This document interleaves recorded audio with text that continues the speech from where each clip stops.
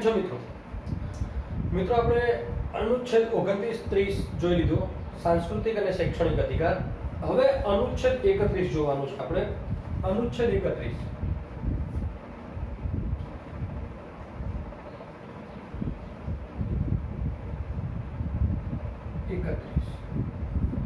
અનુચ્છેદ 31 સંપત્તિનો અધિકાર.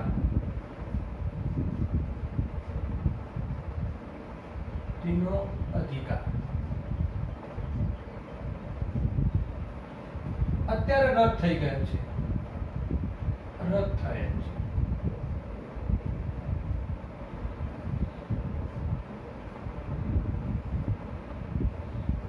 મિત્રો ભાગ 3 મૂળભૂત અધિકાર ફંડામેન્ટલ રાઇટ નો એકમાત્ર અનુચ્છેદ, એકમાત્ર ભાગ 31 કે જે મૂળ સંવિધાનમાં હતો, અત્યારે હાલ રદ થયેલો છે.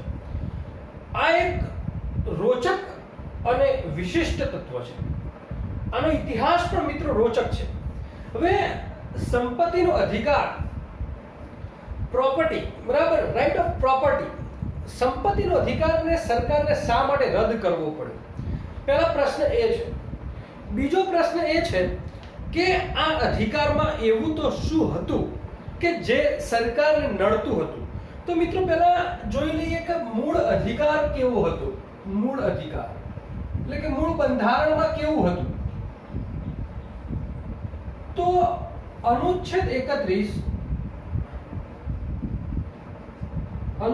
31 માં મિત્રો બે પાર્ટિકલ હતા, એક 31(1) અને એક 31(2). હવે મિત્રો 31(1) માં એવું હતું કે કાયદાનો અધિકાર, ઓથોરિટી ઓફ લો, કાયદો. એટલે અને બીજું એવું હતું કે બેમાં લોક પ્રયોજન,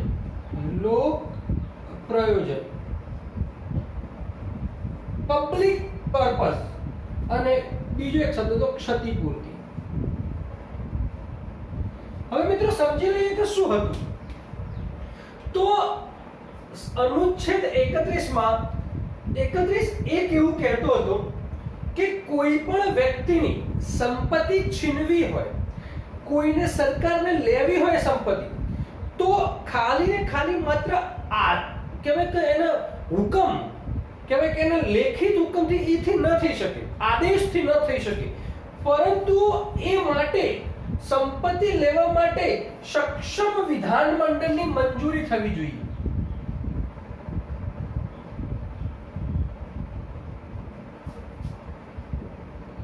એટલે પ્રશ્ન ત્યાં ઊભો થયો, સક્ષમ વિધાનમંડળ. મિત્રો શબ્દ સમજો કે માત્ર આદેશથી કોઈની સંપત્તિ લઈ શકાય નહીં, સક્ષમ વિધાનમંડળ હોવું જોઈએ. આ જે વખતે ઈસવીસન 1949 માં બંધારણ રચાયું એ વખતે આવું કંઈક હતું. એમાં સક્ષમ વિધાનમંડળ શબ્દ વાપરેલું છે. એટલે માની લઈએ કે 1949 માં એવું હતું કે મારા ખેતરને સરકારને લેવું હોય તો સરકાર એક આદેશ માત્રથી ન લઈ શકે, એ સક્ષમ વિધાનમંડળમાં આખો કાયદો પારિત થવો જોઈએ અને એ વિધાનમંડળની મંજૂરી મળ્યા પછી જ લઈ શકે. એટલે કે બહુ મોટી પ્રોસિજરમાં જતી રહે છે. હવે અનુચ્છેદ 31(2) એવું કહેતો હતો કે કદાચ તમારે લેવી હોય જમીન, તો પહેલું જ કામ એવું હોવું જોઈએ, પબ્લિક પર્પસ હોવો જોઈએ. સમજો મારી વાતને મિત્રો કે લોકહિત શબ્દ વપરાય છે. પબ્લિક માટે હોવો જોઈએ, સરકારમાં કોઈ ભવન નહીં, કે પબ્લિક પર્પસ માટે. અને કદાચ તમે લઈ લો, આ પબ્લિક પર્પસ માટે લો, તો પણ એને ક્ષતિપૂર્તિ, શબ્દ સમજો, ક્ષતિપૂર્તિ એટલે એનું જે ચૂકવણું છે, એની જે ક્ષતિ થઈ છે, એની જમીન કે એની પ્રોપર્ટી લીધા, એને સંપત્તિ લીધે, તો એને ક્ષતિપૂર્તિ કરવી પડશે. આવું કંઈક હતું.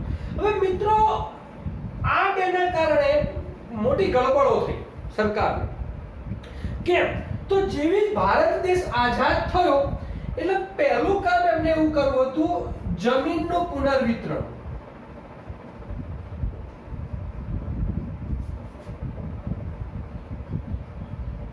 એટલે કે જમીનનું પુનઃ વિતરણ કરવું હતું. જેવો હુકમ કર્યો જમીનના પુનઃ વિતરણ માટે, એટલે કે પહેલા તમને ખબર છે ભૂમિપતિઓ હતા. ભૂમિપતિ કહો કે જમીનદાર કહો, જમીનદાર, આ લોકોએ સીધો અનુચ્છેદ 31 અને 31(2), 31(1) અને 31(2) નો ફાયદો ઉઠાવી અને સીધા સુપ્રીમમાં જતા રહ્યા. સુપ્રીમમાં. હવે મિત્રો સુપ્રીમ શું છે? એ બંધારણ પ્રમાણે ચાલે છે. એટલે સુપ્રીમ એવું કહી દીધું કે ભાઈ જો ભલે તમે ડીપીએસપી એટલે કે directive principal of state policy, બરાબર, રાજનીતિના માર્ગદર્શક સિદ્ધાંતો પ્રમાણે આને લો છો, પરંતુ ડીપીએસપી કરતા હાયર શું છે? તો મૂળભૂત અધિકારો છે. મૂળભૂત અધિકારો એટલે આ તમે ન લઈ શકો, એટલે સુપ્રીમે મનાઈ હુકમ આપી દીધો અને જીત થઈ જમીનદારો તરફનો ચુકાદો આવ્યો. અને એટલા માટે ફરીથી પાછું ઊભું થયું. હવે બીજો એક પ્રશ્ન ત્યાં હતો કે લઈ લેવામાં આવે તો પણ ક્ષતિપૂર્તિ શબ્દ હતો. હવે ક્ષતિપૂર્તિ, લોક પ્રયોજન અને કાયદા, આ બધામાં એવું ગૂંચવણ ઊભી થઈ કે સરકારને કોઈ સંપત્તિ એક્વાયર્ડ કરવી હોય તો એ સંપત્તિ સરકાર લઈ નહોતી શકતી, કારણ કે ગૂંચવણ ઊભી થઈ. એટલે સરકારે અનુચ્છેદ 31 માં સમયે જરૂરિયાત પ્રમાણે સુધારા કરવાના શરૂઆત કરી દીધી. તો મિત્રો યાદ રાખજો કે અનુચ્છેદ 31 માં થયેલા સુધારા,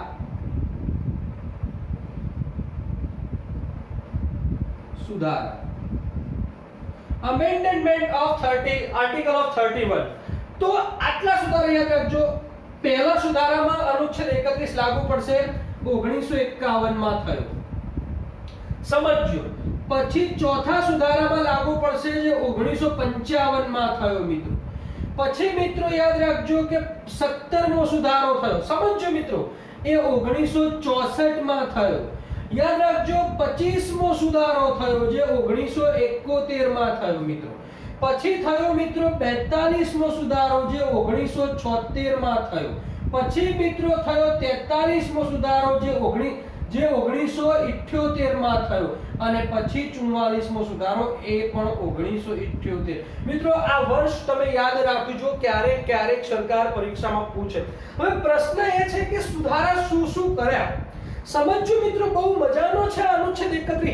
તમે માનો છો કે રદ થઈ ગયો, સંપૂર્ણ રદ નથી થયો, જે થોડુંક છે અંદર, જે આંટી ઘૂંટી કદાચ જીપીએસસી 1-2 માં ખેલાઈ ગઈ. તો અનુચ્છેદ 1951 માં શું કર્યું અમને? તો અનુચ્છેદ 31 એક હતો, એની પાછળ શું કર્યું? ક અને ખ ઉમેર્યું. સમજો મિત્રો, બહુ મજાનો છે આ કે અનુચ્છેદ 1951 માં શું ઉમેરવામાં આવી? સબ આર્ટિકલ ઉમેરવામાં આવ્યો. કયો? ક અને ખ. અને એની સાથે અનુસૂચિ 9 ઉમેરવામાં આવી.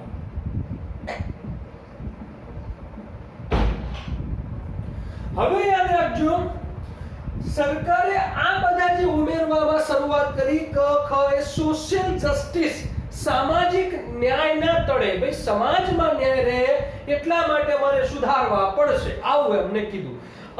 અનુસૂચિ 9 માં એવું કીધું કે જે આ સુધારા છે એ કહેવાય કે સુપ્રીમમાં રિવ્યુ નહીં કરી શકે. એટલે સરકાર અનુચ્છેદ ક ખ ના આધીન જે સુધારા કરે છે એ સુપ્રીમમાં પણ નહીં લઈ જઈ શકાય. આવો એક સુધારો કરવામાં આવ્યો. પરંતુ તમને ખબર જ છે ને કે સરકાર સુપ્રીમે એવું કીધું કે અનુચ્છેદ 32 છે ને, અનુચ્છેદ 32 એ ઓટોમેટિકલ જ્યુડિશિયલ રિવ્યુમાં છે અને એ મૂળભૂત ઢાંચો છે. યાદ રાખજો, મૂળભૂત સંરચના એટલે કે ઢાંચો છે, એ અમે રિવ્યુ કરી જ શકીએ. તમે ગમે તે નાખો, અમે રિવ્યુ કરી શકીએ. એટલે ખાસ યાદ રાખજો, અનુચ્છેદ કહેવાય કે 31 માં ક અને ખ ઉમેરવામાં આવી. એ ક્યારે ઉમેરવામાં આવી? ક અને ખ. હવે મિત્રો 4 માં મેં તમને કીધું કે એમાં અનુચ્છેદ 4 માં એવું કરવામાં આવ્યું કે ભાઈ આ કોઈ પણ આમાં સુધારો નહીં થાય. આ બધા નિયમો લાવવામાં આવે ને ધીરે ધીરે આપણે કરવામાં આવ્યું. પછી આ જો 25 માં શું કર્યું, આમને ગ ઉમેર્યો, અનુચ્છેદ ગ. સમજાવું કે અનુચ્છેદ ગ શું છે. ઇન્દિરા ગાંધીની સરકાર હતી.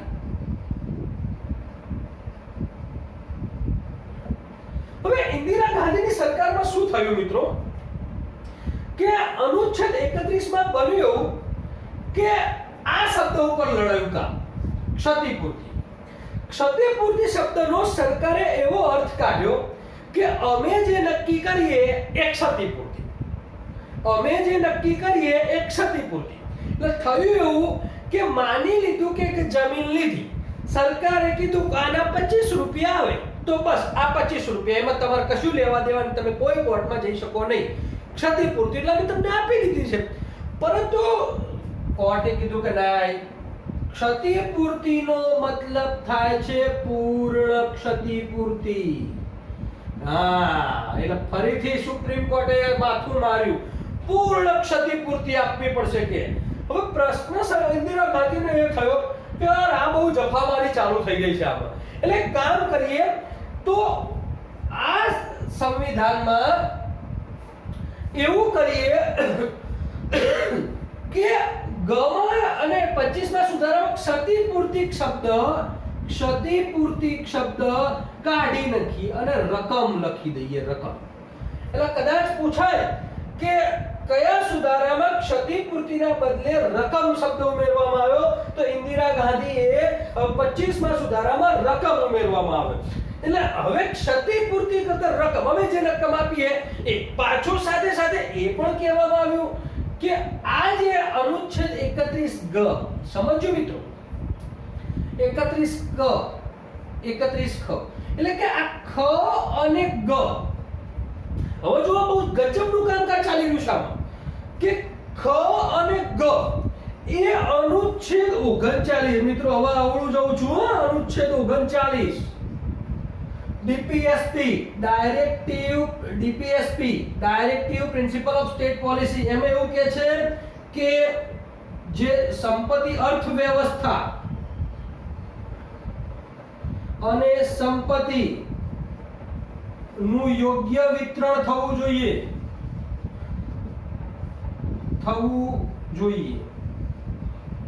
એટલે સરકારે બહુ ગજબનું કામ કર્યું, જેને પણ સુધારો કર્યો એ બહુ ગજબનો સુધારો કર્યો. સમજો, એમને કીધું કે 39 અનુચ્છેદ પ્રમાણે એને આધાર લઈ સમજો ખ અને ગ માં સુધારો કરવામાં આવે. સમજો, અનુચ્છેદ 39 નો આધાર લઈ, કારણ કે સામાજિક સંરચના કરવાનું છે, ખ અને ગ માં સુધારો કરવામાં આવે તો એ સુધારાને સમજો, એ સુધારાને અનુચ્છેદ 14, અનુચ્છેદ 19, અનુચ્છેદ 31 પ્રમાણે સુપ્રીમમાં પડકારી શકાશે નહીં. પેલો ઓમને બધું ખતમ કરવા માંડ્યું મિત્રો. ઓમને કીધું કે જો મારે યોગ્ય રાજ્યની સમાજ વ્યવસ્થા જાળવવી હોય તો જો હું આમાં ખ અને ગ માં સુધારો કરું છું તો એ સુધારાને સુપ્રીમમાં તમે પડકારી શકશો નહીં. હવે સુપ્રીમે શું અવલોકન કર્યું કે ચલો તમે જે અનુચ્છેદ 39 પ્રમાણે ખ અને ગ માં સુધારો કરો છો એ માન્ય છે, કારણ કે આ થવું જ જોઈએ, અર્થવ્યવસ્થા અને સંપત્તિનું યોગ્ય વિતરણ થવું જ જોઈએ. પરંતુ જ્યુડિશિયલ રિવ્યુ, ન્યાયિક પુનર્વલોકન અનુચ્છેદ 35 પ્રમાણે છે જ, અમને પડકારી તો શકાય. હવે ફરીથી પાછા પ્રશ્નો ઊભા થયા. સુપ્રીમ માનવા જ તૈયાર નથી કે તમે આ શું કરવા માટે કે સુપ્રીમમાં તમે જઈ જ ના શકો. પણ સુપ્રીમ કે ના ના હું રિવ્યુ તો કરી જ શકીશ, ભલે તમે નિયમ ન લાવો. હવે આમાં શું કર્યું, 42 માં 1976 માં ઘ ઉમેર્યો. સમજો, જે થોડો ઘણો એમાં સુધારો કરીને ઉમેરવામાં આવ્યો. 78 માં ઘને રદ કરી. સમજો, એટલે અત્યારે હાલ સમજો 76 સુધી 76 સુધી 42માં સંવિધાન સુધારા સુધી 31 એક અમલમાં છે, 31 ખ 31 ગ અમલમાં છે, 31 બે અમલમાં છે, 42માં ઘ અમલમાં આવ્યો તો 78માં રદ ઘને જ કર્યો છે. હવે પ્રશ્ન ક ખ ગ અને ઘ યાદ રાખજો, ક ખ ગ અને ઘ આમનું મથાળું શું આપ્યું ખબર? કાયદાનું રક્ષણ કરવા માટે, રક્ષણ કરવા માટે, સર્ટિનરી ઓફ લો, બરાબર ને? કાયદાનું રક્ષણ કરવા માટે. એટલે કે ક ખ ગ ઘ ને અલગ શીર્ષક આપ્યું આ લોકોએ. કાયદાનું રક્ષણ કરવું છે કે આ આવું ખોટું નહીં. હવે 78માં અનુચ્છેદ 43માં ઘ તો જતો રહ્યો એટલે પૂરું થઈ ગયું. ઘનો હું પિક્ચર ખતમ કરું છું મિત્રો. એટલે અત્યારે પૂછાય કે કાયદાનું રક્ષણ કરવા માટે અનુચ્છેદ 31માં કયા કયા છે? તો ક ખ અને ગ છે. ઘ નથી, ઘ ડિરેક્ટ થઈ ગયું. હવે 78માં જનતા સરકાર આવી. જનતા સરકાર મગજ હટ્યું કે આ શું રોજ રોજ નવી નોંધીઓ, રોજ રોજ નવા તકલીફો. તો એમને કીધું કે ભાઈ સમજો કે હું કરું છું 31(1) ડિલેટ. સમજો, હું કરું છું 31(2) ડિલેટ અને સંપત્તિનો અધિકાર આ પણ રદ કરું છું. આ ટાઇટલ જ હટાવી દઉં છું કે હવે મારે જફા મારી નહીં રહેતી. અને કે આ અનુચ્છેદને હું 300 ક એટલે કે 300 માં લઈ જઉં છું અને એને કહી દઉં છું કાનૂની અધિકાર. હવે પ્રશ્ન મિત્રો ત્યાં આવ્યો કે આ રદ તો કરી દીધા. હવે જનતા સરકારે આ રદ કરી દીધા. હવે જેવો અનુચ્છેદ 31(1) રદ થયો, અનુચ્છેદ 31(2) રદ થયો, તો એની ઇફેક્ટ મિત્રો યાદ રાખજો અનુચ્છેદ 19(1) ચ માં વાગી. સંપત્તિનું અર્જન રદ કર્યું. સમજો મારી વાતને? એટલે પૂછાય કે 19(1) ચ ક્યારે રદ થયો? તો 19(1) ચ ત્યારે રદ થયો કે જ્યારે 78માં રદ થયો મિત્રો. ક્યારે રદ થયો? 78માં રદ થયો. મગજમાં બેસી ગયું.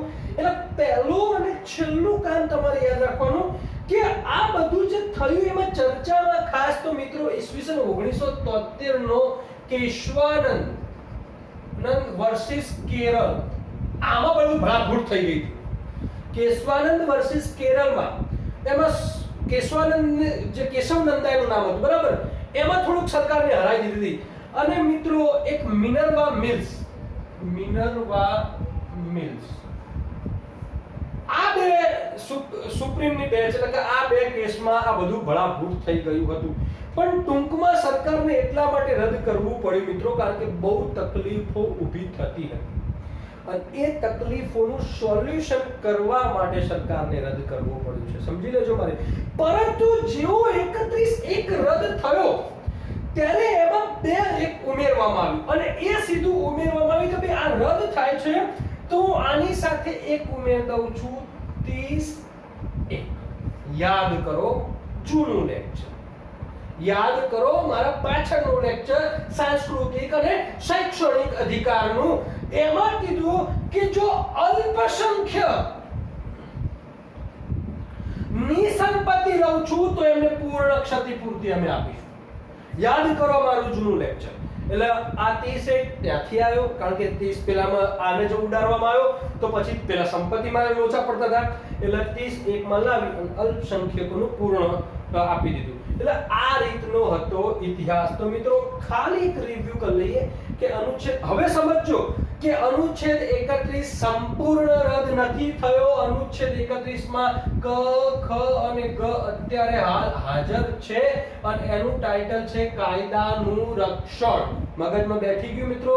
એટલે સંપૂર્ણ રદ નથી થયો. હજી તમને ચેતવું છું, બરાબર? તમારી જો આપણે આ અનુચ્છેદ રદ કરી દીધો છે આ પિક્ચર પૂરું થઈ ગયું. એટલે ભાઈ એવું નથી મિત્રો, બરાબર ને? કારણ કે અનુચ્છેદ 39 માં તમે વાંચશો ત્યારે ખબર પડશે કે અનુચ્છેદ 39 માં જે નિયમ બનાવવામાં આવે છે, અનુચ્છેદ 31 ખ ગ, અનુચ્છેદ 14, 19 થી પરે હશે, મગજ બેસી ગયું ને એટલે આમાં શું થયું કે અનુચ્છેદ 39 ને અનુચ્છેદ 39 ના અનુચ્છેદ 31, 14 અને 19 કરતા સપિરિયર બનાવવાની કોશિશ કરી સરકારે. કે ભાઈ અમે લઈ શક્યું, આમાં બધું જે કરીશું, આમાં નિયમ જે બનાવીશું આ બાબતે અર્થવ્યવસ્થાની અને સંપત્તિનું પુનર્વિતરણમાં જે નિયમ બનાવીશું એ તમારે સુપ્રીમ કોર્ટમાં પડકારી નહીં શકાય. પણ સુપ્રીમ કોર્ટે કહી દીધું હા તમે સાચા છો કે ભાઈ આ પ્રમાણે જો તમે આમાં સુધારા કરો છો અનુચ્છેદ 31 ખ અને ગ માં, પરંતુ 39 પ્રમાણે સુધારા કરો તમે સાચા, પરંતુ એ સુપ્રીમમાં રિવ્યુ તો છે. મગજમાં બેસી ગયું. એટલે આવી બધી ઘટનાઓને બાદ કરતા મિત્રો આ રીતે અનુચ્છેદ 31 રદ કરવામાં આવે. પણ ખ, ગ અને ગ આ છે ઘ ના રાખતા, કારણ કે ઘ 43 માં ડિલીટ કરી દેવામાં આવે છે અને એનું નામ છે કાયદાનું રક્ષણ મિત્રો. બરાબર, આ રીતે આપણું અનુચ્છેદ 31 રદ થઈ ગયો છે. તો હવે આપણે નેક્સ્ટ અનુચ્છેદ તરફ જઈશું અને એ નેક્સ્ટ અનુચ્છેદ છે 32. એને બંધારણનો આત્મા કીધેલો છે. બરાબર ને, આંબેડકરે. તો હવે એને જોવાનો પ્રયત્ન કરીએ છીએ નેક્સ્ટ લેક્ચરમાં.